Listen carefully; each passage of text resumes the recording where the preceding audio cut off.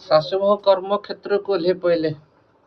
କଣ କରିବା ପେଟଟା ତ ଅଛି ମାନେ ନାଟ ଆଉ ସବୁ ସେଇ ଗୋଟିଏ ଇଏ ବୁଲି ବୁଲି ସେଇ ଆଗୁଣା ଭଳିଆ ପେଟ ଯୋଗୁ ସବୁ ନାଟ। ପେଟ ନଥିଲେ ଆମେ ରୋଷେଇ କରିଥାନ୍ତି ଶୋଇ ପଡିଥାନ୍ତୁ। ହେଇକି ଚାଲିଛି ଆମର ଛତୁ ତରକାରୀ ଛତୁ ବେସର। ଏପଟେ କଣ ବସେଇଛ? ଏଟା ଛୁଇଁଟା ଭଜା ହବ। ଭଜା ହବ ପୁଣି ଭୋକ ଏଥିରେ ଡାଲି ହବ ଆଳୁ ବାଇଗଣ ଭର୍ତ୍ତା ହବ ପାଳଙ୍ଗ ଶାଗ କଟା ହେଇଥିବ ସାଗ ହବ। ଆହୁରି ଏତେ ଜାତୀୟ ହବ। ମତେ ଲାଗୁଛି ଆମେ ଯୋଉଠିକି ଯିବା ଯଦି ରାତି 3ଟାରେ ପହଞ୍ଚିବା ରୋଷେଇ ଆଗ ରୋଷେଇ ଘରେ ମଣିଷ ପଶିବ ରୋଷେଇ କରି ଖାଇବ ତାପରେ ଯାଇକି ଯା। କଣ କରିବା ଆମର ତ ମୂଳର ଅଭ୍ୟାସ ରହିଯାଇଛି ଘରେ ଖାଇବା। ଟିକେ ଅଧିକ ନାଟ ହଉଛି। ଆମେ କଣ ବାହାରେ ଏତେ ଟଙ୍କା ଦେଇ କିଣିକି ଖାଇପାରିବୁ? ମିଲ୍ ମଗେଇକି ଆମେ ଖାଇପାରିବୁ କି?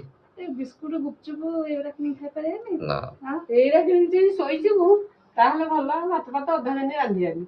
ହଉ ଚଟାପଟ କଣ ରୋଷେଇ କର। ଛତୁଟା ଆଜି ମୁଁ କରିଛି। ତ ମୁଁ ଡାକିଲିନି କହିଲି ଥାଉ କଣ ପାଇଁ ଡାକିବି ଆଜି ମୁଁ କରିବି।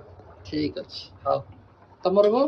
ମୋର ସବୁଥିରେ ହାତ ଅଛି। ଛତୁ ଭାଜିଛି ଛୁଇଁ ଏମିତି ଓଲଟ ପାଲଟ କରିଛି। କଣ ଓଲଟ ପାଲଟ କରିଛି ଶାଗ କାଟିଛି ବାଇଗଣ ଆଳୁ ଭର୍ତ୍ତା କରିଛି ଡାଲିକି ସାଇଜ କରିକି ଥୋଇଛି। ସାଇଜ କରିକି ଥୋଇଛ? ସାଇଜ କରିକି ଥୋଇଛି ବେଶୀ ପାଣି ଦେଇନି କି ବେଶୀ ବହଳିଆ କରିନି।